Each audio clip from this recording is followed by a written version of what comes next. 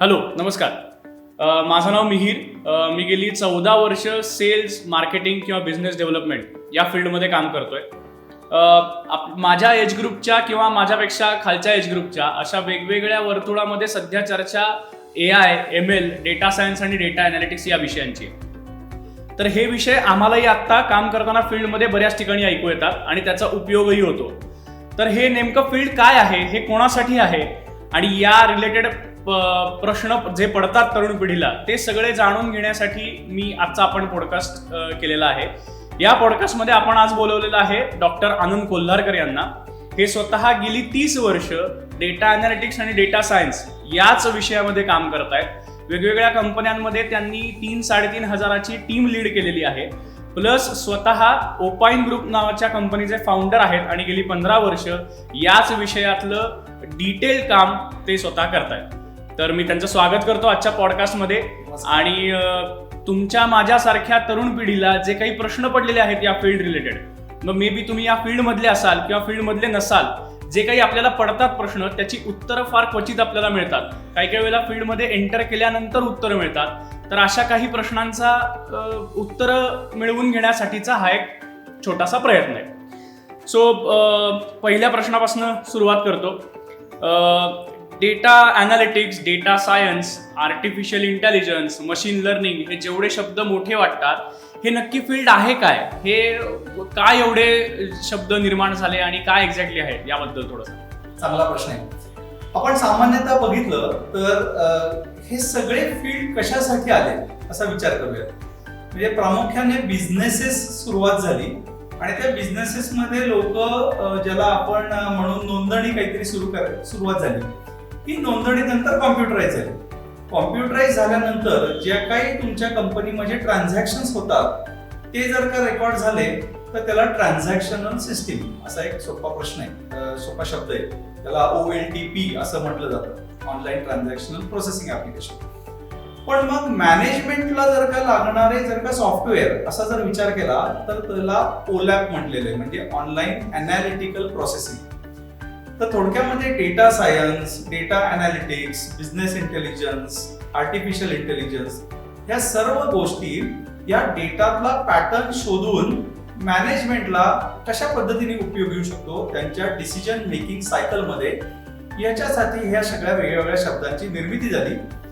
साधारण या सगळ्या शब्दांचा अर्थ सध्याच्या फील्डसाठी विचार केला तर तो डिसिजन मेकिंगसाठी उपयुक्त अशा सगळ्या या गोष्टी आहेत. आणि अगदी सगळे सेम शब्द आहेत असं मी म्हणणार नाही, पण एकाच गोष्टीसाठी निर्माण झालेले हे सगळे शब्द आहेत असं आपण म्हणू शकतो. तर दुसरा माझा याच्या रिलेटेडचा प्रश्न आहे की या क्षेत्रामध्ये येण्यासाठी काही एक्सपिरियन्स पाहिजे का? दुसरी गोष्ट, या क्षेत्रातले नसलेले लोक, म्हणजे ज्यांनी कम्प्युटर सायन्स घेतलेलं नाहीये किंवा कम्प्युटरशी रिलेटेड त्यांचा काही कधी संबंध आलेला नाहीये, असेही व्यक्ती याच्यात येऊ शकतात का? म्हणजे जे माझ्यासारखे अदर फील्ड्समध्ये काम करणारे व्यक्ती आहेत त्यांच्यासाठी या फील्डमध्ये कितपत संधी आणि कितपत येऊ शकतात ते? या फील्डमध्ये कोणीही आणि केव्हाही येऊ शकतं. म्हणजे पहिल्यांदा लक्षात घेतलं पाहिजे, हे फील्ड टेक्नो फंक्शनल फील्ड आहे. म्हणजे कोण? तर टेक्नॉलॉजी. म्हणजे तू जे आता म्हणत होतास की मी या फील्ड मधला नाहीये, काही घाबरून जायची गरज नाहीये. फंक्शनल फील्डमध्ये काम करणारे सर्वजण, म्हणजे सेल्समध्ये काम करतायत, HR मध्ये, बँकांमध्ये, मॅन्युफॅक्चरिंग कंपन्यांमध्ये, हे सगळे जण या फील्डमध्ये येऊ शकतात. आणि काही जणांची समजा कॉम्प्युटर क्षेत्रातच सुरुवात झालेली आहे, म्हणजे ते समजा टेक्नॉलॉजिस्ट आहेत, प्रोग्रॅमर आहेत, काही वेगवेगळे एक्सेल सारखे टूल्स वापरतात, तर त्यांच्यासाठी सुद्धा हे फील्ड आहे. आणि ह्या फील्डमध्ये नेमकं कधी यावं तर कधीही यावं. म्हणजे काही जण तर शाळा कॉलेजमध्ये शिकताना सुद्धा या फील्डमध्ये येतात आणि काही जण कंपन्यांमध्ये काम करून 2, 5, 10, 15 वर्ष झाले तरी सुद्धा त्यांना लक्षात येतं की आपल्याला डिसिजन्स आता चांगल्या पद्धतीने घेता आले पाहिजेत. त्यासाठी मी फंक्शनल मार्गाने आत येईन किंवा टेक्निकल मार्गाने आत येईन. ज्याला उत्तम निर्णय घ्यायचे आहेत किंवा निर्णय घेणाऱ्या लोकांना मदत करायची आहे, थोडक्यात मॅनेजमेंटला मदत करायची आहे, ते सर्वजण या फील्डमध्ये केव्हाही येऊ शकतात. बरोबर. म्हणजे थोडक्यात आता याचं जर आपल्या तरुणांच्या लँग्वेजमध्ये समराईज करायचं झालं तर आता आपल्याला जो प्रश्न पडतो की हे मोठे मोठे शब्द ऐकून आपल्याला वाटतं अरे नकोच, हे फील्ड माझ्यासाठी नाहीच आहे किंवा मी जायलाच नको त्या भागात किंवा त्या रस्त्यावरच जायला नको. तर असं नाहीये. हे या फील्डमध्ये कुणीही येऊ शकतं आणि ज्याला काम करायची इच्छा आहे, ज्याला हे फील्ड जाणून घ्यायची इच्छा आहे, असे कुणीही लोक या फील्डमध्ये जॉईन करू शकतात. जाता जाता तू म्हणालास की माझ्यासारख्या तरुणांसाठी म्हणजे तुम्हाला मी तरुण नाही असं समजत पण एक्सपिरियन्स लोक पण येऊ शकतात, तरुणही येऊ शकतात. यालाच धरून माझा एक पुढचा प्रश्न, काही तरुण आमच्यातले असे असतात की ज्यांना फर्दर स्टडीजसाठी कुठेतरी बाहेर जायचं असतं किंवा काहीतरी वेगळा प्लॅन असतो, म्हणजे जो ऑर्डिनरी नसेल की काहीतरी मला युनिक करायचंय, वेगळं करायचंय, त्यासाठी या फील्डचा कसा उपयोग होऊ शकतो? आता बऱ्याच लोकांच्या डोक्यात अशी समजूत आहे की परदेशामध्ये जायचं असेल तर आपण आधी भारतामध्ये बॅचलर करावी, मग काहीतरी GRE, GMAT असं काहीतरी करावं आणि मग परदेशात जावं. नेमकं तिकडे गेल्यावरती ते अधिक प्रभावित होतात, कारण का तिथली शिक्षण पद्धती वेगळी आहे आणि मग नेमकी वेळ येते की तुम्ही करिअरमध्ये केलंय काय. आणि बऱ्याचशा तरुणांनी काही केलेलंच नसतं, कारण आपल्याकडच्या शिक्षण पद्धतीमध्ये शिक्षण कंप्लीट करून आवश्यक त्या गोष्टी करून परदेशात जाता येतच. परदेशामध्ये किंवा इव्हन भारतामधल्या कंपन्यांमध्ये तुम्ही काही काम केलं असेल तर निश्चितपणे तुम्हाला त्याचा उपयोग जास्ती होतो. तर माझं परदेशात जाणाऱ्या सर्व तरुणांना किंवा ज्यांना काहीतरी पुढे जाऊन मोठं काम करायचंय त्या सर्वांना असं सांगायचं आहे की तुम्ही लवकरात लवकर ग्रॅज्युएशन करतानाच या फील्डमध्ये या. त्याच्यावरती काही प्रोजेक्ट्स करा. Data analysis, data analytics, artificial intelligence, machine learning या फील्डमध्ये काही तुम्ही काम केलं तर ते काम जेव्हा तुम्ही तुमच्या परदेशी युनिव्हर्सिटीजमध्ये किंवा अन्य कुठल्याही युनिव्हर्सिटीजमध्ये दाखवाल तेव्हा तुम्ही काहीतरी शिकून काहीतरी काम करून आलेले आणि मॅनेजमेंट शिकण्याच्या आधी तुम्हाला कंपन्या कशा चालतात हे माहिती असलेले विद्यार्थी म्हणून तुम्ही गणले जातात. तर थोडक्यामध्ये तुम्ही जर का परदेशात जाणार असाल तर तू विचारलास त्या प्रश्नासाठी की तुम्ही हे आधी शिकलं पाहिजे, त्याच्यासाठी तुम्ही शिकलात तर त्याच्यावर प्रोजेक्ट केले पाहिजेत, त्याचं सर्टिफिकेट जर तुमच्याकडे असेल तर तुम्हाला खूप जास्ती डिमांड आहे तिथल्या इंटर्नशिप्स मिळवण्यासाठी. तिथे तुम्हाला काम शिकत असताना काम मिळवण्यासाठी किंवा शिकल्या काम मिळवण्यासाठी कामच तुम्हाला तुमच्या कामाकडे घेऊन जाईल. सुंदर. तर याच्याच रिलेटेडचा पुढचा प्रश्न हा आहे की बऱ्याच विद्यार्थ्यांना किंवा बऱ्याच लोकांना हे शाश्वती हवी असते की मी जर हे केलं तर मला नक्की जॉब मिळू शकेल का, यामध्ये असलेल्या करिअरच्या संधी कुठल्या आहेत, किती प्रमाणात मला पॅकेज मिळू शकतं आणि त्यासाठी मला काय करायची तयारी आहे. काही वेळेला फक्त एकच भाग बघितला जातो की मला खूप एवढं पॅकेज मिळेल तेवढं पॅकेज मिळेल, पण दुसऱ्या बाजूला काही तयारी नसते की अरे मला काय करायला लागेल. तर ह्या मुद्द्यावरती काय थोडं सांगायला आवडेल तुम्हाला? पहिल्यांदा हे फील्ड आहे ना, हे एव्हर इव्हॉल्विंग फील्ड आहे. म्हणजे तुम्ही जर का काम करत असाल ऑलरेडी तरी सुद्धा या कामात तुम्ही येऊ शकता आणि काम करत नसाल तरी सुद्धा ते शिकून तुम्हाला लवकर संधी मिळू शकते. आता ह्या पर्टिक्युलर फील्डमध्ये तुम्हाला जर यायचं असेल तर सगळ्यात सोपं म्हणजे कामाला सुरुवात करा आणि काम करत करत तुम्ही या गोष्टी शिकू शकता. कारण हे फील्ड आहे त्याला आम्ही बिझनेस एनेबलर असं फील्ड म्हणतो. म्हणजे तुम्हाला जर का कुठल्या तरी बिझनेसला मदत करायची असेल तर तुम्हाला तो बिझनेस तरी माहिती आहे का, तो पर्टिक्युलर जो कोणी ओनर असेल किंवा डिसिजन मेकर असेल, मॅनेजमेंट मधला माणूस असेल, तो हे फील्ड का वापरतोय याची तुम्हाला कल्पना आहे का. तर तुम्ही काय करू शकता की तुम्हाला जर का कुठली तरी नोकरी मिळत असेल तर तुम्ही सरळ ती नोकरी घेऊ शकता आणि जर मिळत नसेल तरी सुद्धा तुम्ही या फील्डमध्ये येऊन नेमकं लोक काय करतायत आणि त्यांना मदत करण्यासाठी मी कशा पद्धतीने अनालिटिक्स किंवा आर्टिफिशियल इंटेलिजन्स ML हे वापरलं पाहिजे हे तुम्ही शिकू शकता. हे केलं की तुम्हाला त्या फील्डमध्ये नोकरी कुठल्याही स्तरावर तुम्ही असाल, फ्रेशर ते एक्सपिरियन्स, तुम्हाला पटकन या फील्डमध्ये येऊ शकता तुम्ही. कारण तुम्ही ऑलरेडी काम काय आहे हे जाणून जर का त्या फील्डमध्ये आलात तरच, जसं तुम्ही हायवेवरती तुम्हाला जर एखादी गाडी आणायची तर तुम्ही डायरेक्ट हायवेवर टपकत नाही, तर तुम्ही एक्झिट रॅम्प वरून येता आणि साधारण अंदाज घेत त्या स्पीडमध्ये फिक्स होता. तुम्ही प्रवासाला सुरुवातच नाही केली तर तुम्ही कसं या एक्सप्रेसवेच्या स्पीडमध्ये याल. तसंच तुम्हाला या फील्डमध्ये यायचं असेल तर सहज तुम्ही त्या फील्डमध्ये या आणि त्याच्यासाठी अनेक संस्था आहेत. आता ओपाइन ग्रुपमध्ये आम्ही तर काम करतच आहोत, पण सहज पद्धतीने तुम्ही त्याच्यामध्ये आलात तर तुम्हाला कुठल्याही फील्डमध्ये तुम्ही कुठल्याही लेवलला असलात तरी तुम्हाला नक्की त्या कामामध्ये येता येऊ शकतो.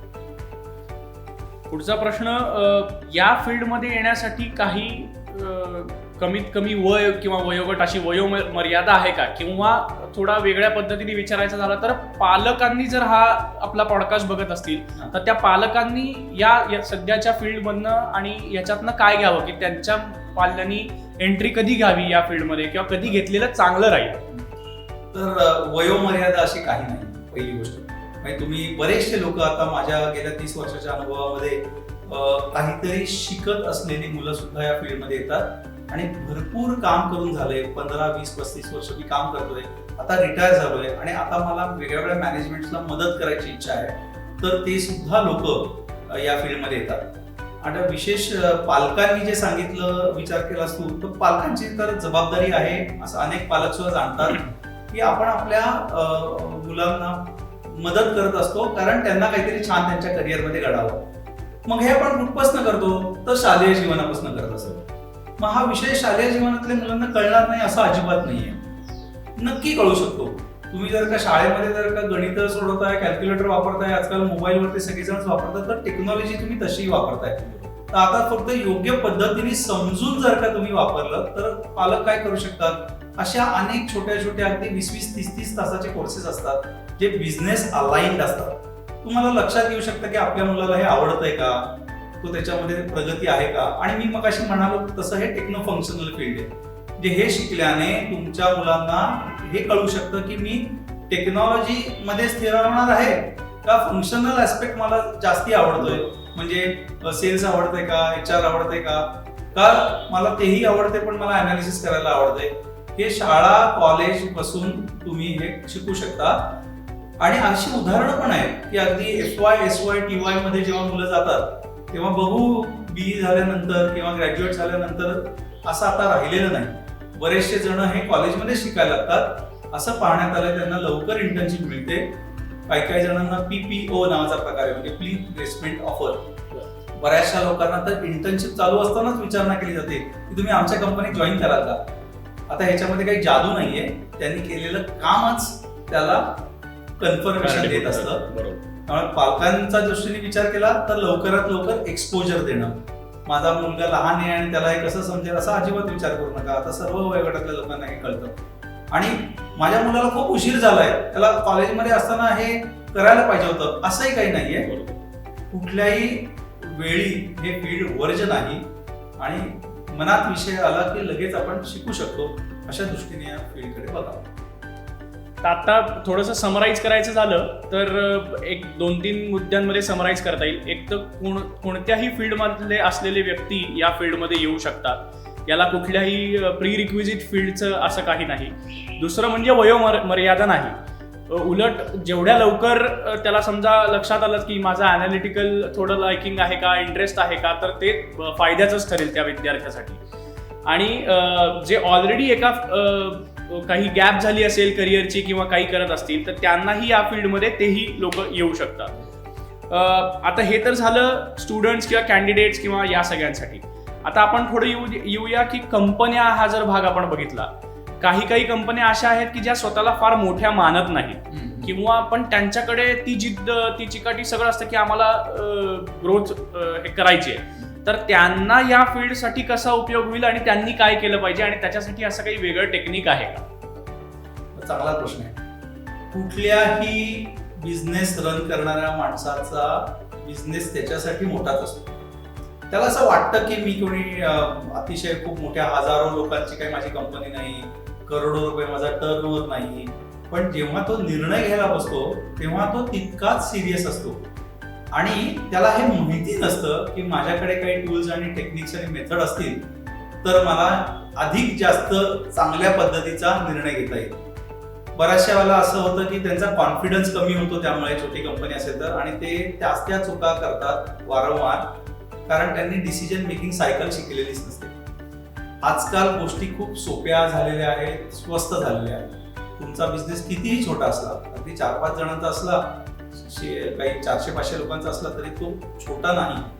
तुम्ही जर का योग्य पद्धतीच्या मेथड्स वापरल्या आणि त्या मेथडसाठी योग्य टूल्स वापरले, ते जर का ते योग्य पद्धतीने तुम्ही डेटा जर का गोळा केला, त्याच्या काही सोप्या टेक्निक्स आहेत त्या जर तुम्ही शिकून घेतलात तर तुम्हाला योग्य वेळेला योग्य निर्णय घेता येऊ शकतो.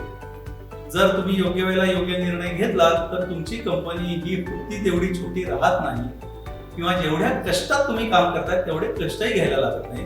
तुम्ही स्मार्टर पद्धतीने काम करू शकता. म्हणून कुठल्याही बिझनेसला हे फील्ड मला वाटतं वर्ज्य नाही. त्यांनी स्मार्टर काम करायला काही हरकत नाही, आणि हे माझ्यासाठी नाहीच आहे असा तर विचार अजिबात करू नये. आणि हे जर केलं तर जी आताची तरुण पिढी आहे किंवा ज्या महिला आहेत, ज्या शिकलेल्या आहेत आणि आता त्यांना भरपूर वेळ आहे, अशा सर्व लोकांना हे क्षेत्र ओपन होऊ शकतं. कारण सगळ्या लोकांना याची गरज आहेच आहे. तुम्ही फक्त त्याची जाणीव करून घ्या. तर जसं तुम्ही डेटावरती काम करताय तसंही आमच्याही टीमनी काही थोडा तुमच्या कंपनीचा डेटा गोळा केला, ज्याच्यामध्ये मला स्वतःला एक चांगला इनिशिएटिव्ह तुमचा आवडला, जो की आहे CII, ज्याला तुम्ही कंटिन्युअस इम्प्रूव्हमेंट इनिशिएटिव्ह असं नाव दिलेलं आहे. तर मला थोडं त्याच्याबद्दल सांगू शकाल का, की हे एक्झॅक्टली काय आहे आणि ही कल्पना कुठनं सुचली?